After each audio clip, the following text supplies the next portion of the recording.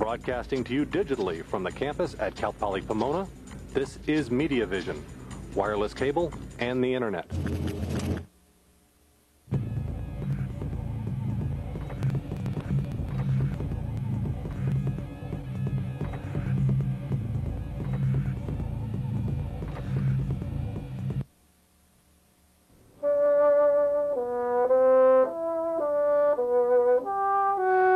Years ago, nobody's education included the bassoon because it hadn't been invented yet. As new technologies develop, education changes. How will today's new technologies affect tomorrow's education?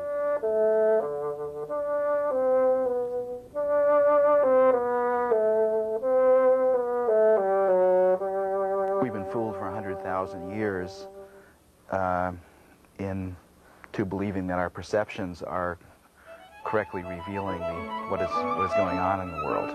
It's only been a few hundred years ago that people started waking up and realizing that by being more careful, more probing, giving up the idea of absolute truth, that all of a sudden there's a whole other world revealed. And it's a world that's a lot more reliable and gives us much more power than the world we lived in for 100,000 years. Back when a computer was a room full of equipment attended only by the elect, Alan Kay envisioned a portable, personal computer and directed a group of researchers that developed the features we now see on laptops all around us. He invented the overlapping Windows interface and modern object-oriented programming. Since October 1996, Alan has been affiliated with Walt Disney Company as a Disney Fellow and Vice President of Research and Development.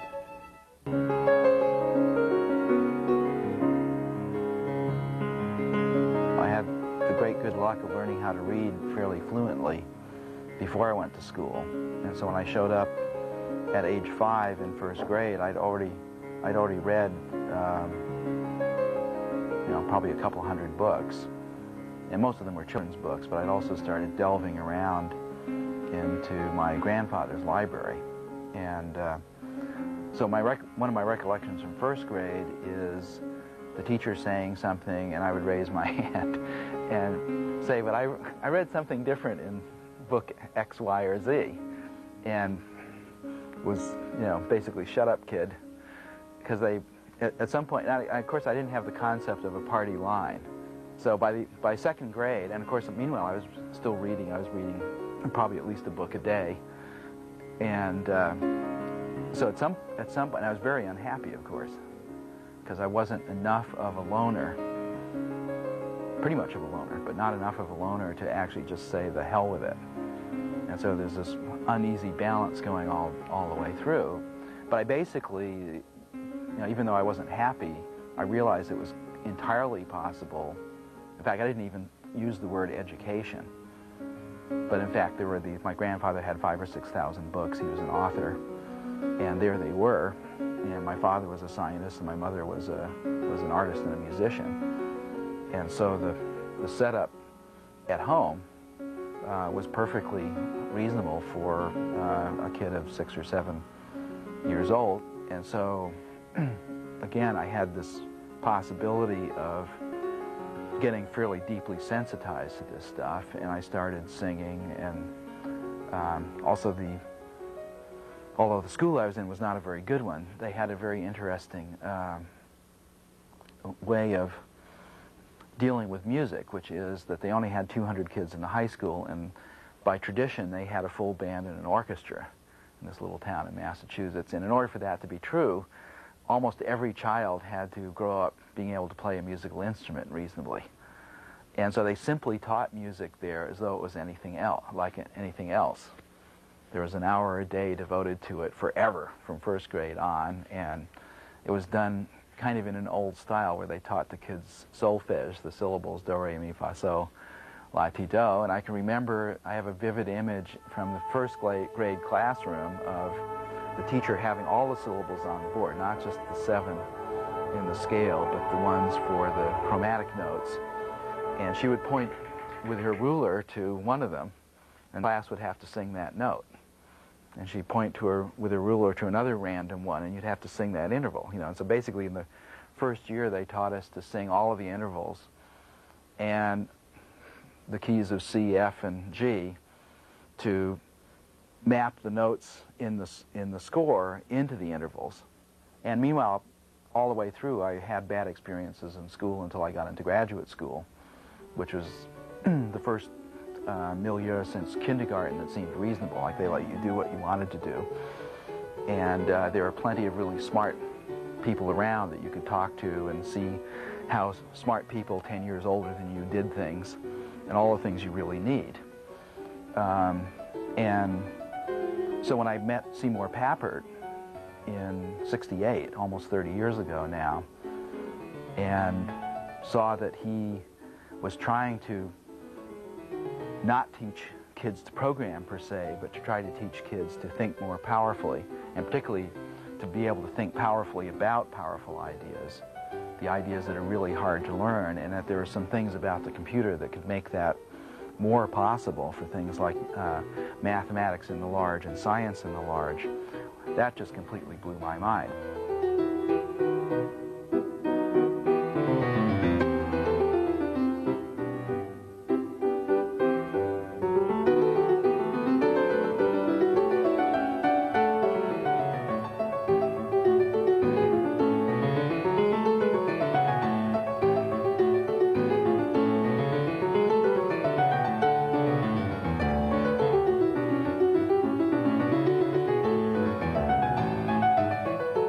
Experience of this said, oh yeah, this is what we want to do.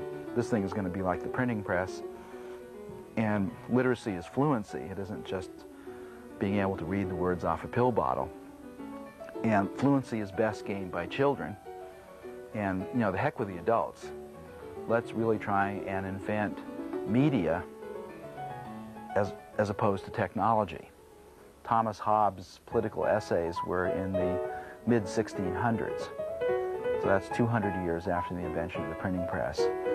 And that the printing press, in one sense, was wasting itself for decades and decades and decades because they didn't know what the new thing should be. They were still just using it to automate the old. And of course, we could see that was happening in the 60s to the computer. People were trying to do accounting on the darn thing. People were starting to imitate paper. And in fact, most of the use of a computer today is simply imitating paper rather than doing what it's really good for. And Seymour had started homing in on, gee, what is the computer really good for? And Douglas Engelbart, the guy who invented the mouse, was homing in on what is the computer really good for. And one of the answers are, this is a new way of augmenting human intellect.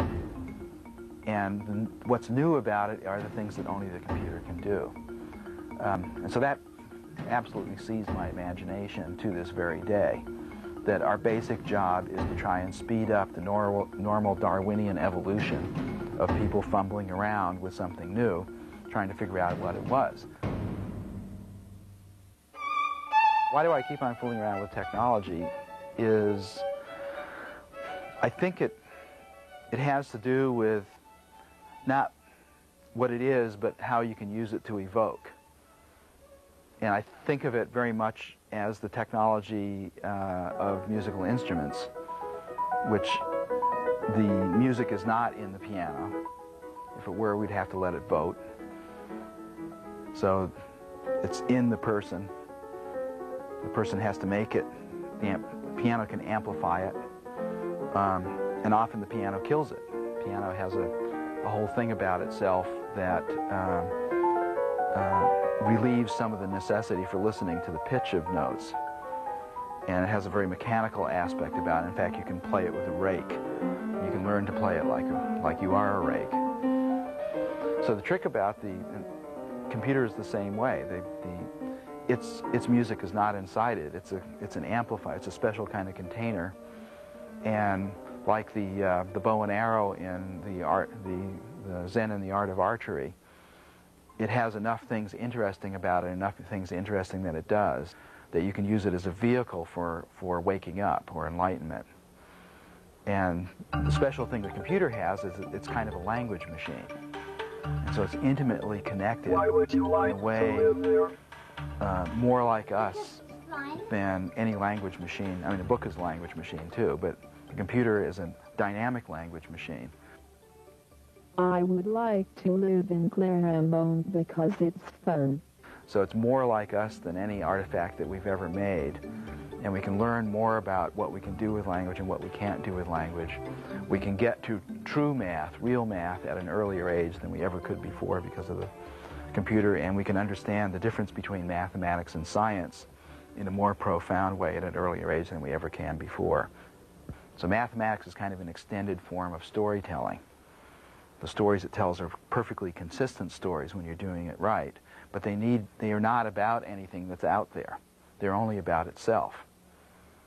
And this is something that most people don't realize, because they tend to confuse the things that they say in language with the things that might be out there.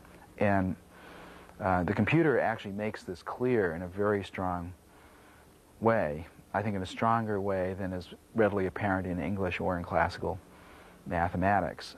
And it also allows us to take things that we're wondering about and put them into a dynamic language and be able to probe our wonderings from a number of points of view in a way that's never been possible before. So I think all of those things about the computer are incredibly profound and important when looked at in the travails of humanity at large. So one of the questions that we asked back in the 60s is, can't the internet be as subversive to humanity as the printing press was? And back then we had a simple-minded model of what the printing press had done. For instance, I didn't know that only 10% of Americans in the 18th and 19th centuries were really educated back then. I didn't know the printing press had basically gone from having one educated person in 100 in the year 1400 to having maybe 20 educated people in 100, after 400 or 500 years. And the power of being able to read and the power of science. For instance, there are less than 1% of our entire population in the U.S. are scientists and engineers. And it's from them we get all of the technology and all of the new ideas and stuff. And it's so powerful. And the technology to make it and spread it is so powerful that less than 1% of the population can sustain the illusion that we are a scientific society. Right? Our artifacts are everywhere, but most people, as Neil Postman said once, have to take more things on faith now in the 20th century than they did in the Middle Ages. Right? Because there's more knowledge that most people have to believe in dogmatically or be confused about. But in fact, the number of people who actually understand this new knowledge is maybe 5 or 10% of the population. So that way of looking at it says the printing press was incredibly successful at changing society, but it wasn't incredibly successful at changing humanity. Right? And I think the internet has the same problem. Actually, a good anecdote here is Al Gore had a number of dinners at his house in Washington where he invited people in who are concerned about education. And the particular dinner I was at, my wife and I were there, and Arno Penzias, who was a Nobel Prize winner who ran Bell Labs for a while, Neil Postman was at this particular one, and the discussion was broken up into dinner tables and of about 8 or 9 people apiece. And one of the things that they did at the end was to have everybody vote on what the most interesting thing that was said during this thing. Now, I wasn't at the table, but my wife was at the table with Al Gore. And apparently she got into an argument with him because he was talking, he's a great guy, but he was talking about kind of a politician's concern for universal access to the internet. There will be haves and have-nots. And she said, look, most of the stuff that's worthwhile knowing is still in books, and those books are in free public libraries. That was the legacy of Andrew Carnegie. And the real have and have-nots are the people who have or have not the discernment to go in and use those libraries. The biggest problem is that there already is a universal access to the most important knowledge of our civilization, and most people aren't using it. And I believe that's the basic problem of the internet, is that it has those properties that the library has, and it has them 100-fold, and it can be in people's houses and everything else. But there's a discernment problem which is a value problem. It's a value. At some point, the kids have to value stuff that's hard. It's like tough love, right? Seymour Papert calls learning powerful ideas tough fun. It's like learning to hit a baseball or shooting a basket or playing a musical instrument. It just isn't easy. And part of the joy of it is what you have to become in order to learn something that's not easy. And it's the value system for that, which is so easy to find out what Michael Jackson does via television. And it's so easy to find out what Michael Jordan does via television. But via television, you cannot find out what Michael Faraday did, because a scientist just doesn't do anything interesting when they're doing their thing. There's nothing visually interesting about it, or when they're talking about their thing. That's why I'm sitting in having all of these different places, to have some sort of visual interest, which is what television is interested in. But in fact, the biggest shortfall is that there's nothing strongly in the environment of most kids that gives them any sense of what the range of adult activities really is. This is why McLuhan really thought that there would be a global village because of television and electronic media, and I, for one, do not want a global village. I want a global civilization.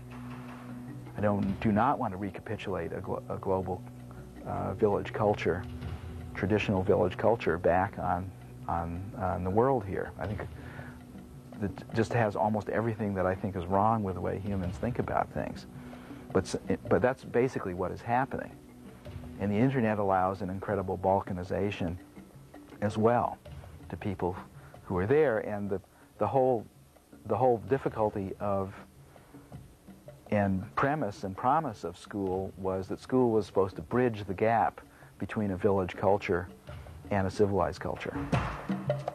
Well, I think being a benevolent despot is a hard way to reorganize the environment so that learning is a main thing, because there's already a lot of state and beliefs and institutions in place. But you could imagine an omnipotent God could actually, by fiat, arrange something and without changing the human nervous system at all. And I think what that God would do is simply take all of the adults that now exist and get them to be enlightened and learn to be knowledgeable, and then let kids grow up in a village culture as they have for 100,000 years, watching what the adults do. That's the way kids are set up to learn. Schools were partly invented after the printing press because there are hard things that now needed to be learned that weren't in this natural way of learning. And in some of the better schools, like Montessori schools, were set up to recapitulate a village culture, but with special artifacts and ideas in it. And so if you didn't want to change the human genetic structure, what you need to do is to find some way of getting enough adults in a community structure to know enough so that the kids could learn most of their really important ideas, and particularly what their common sense is going to be like from those adults. I think school for most kids is way too artificial. I think that just even in the smallest sense of that the adult to kid ratio, or what you might call the student to the teacher ratio, is way off.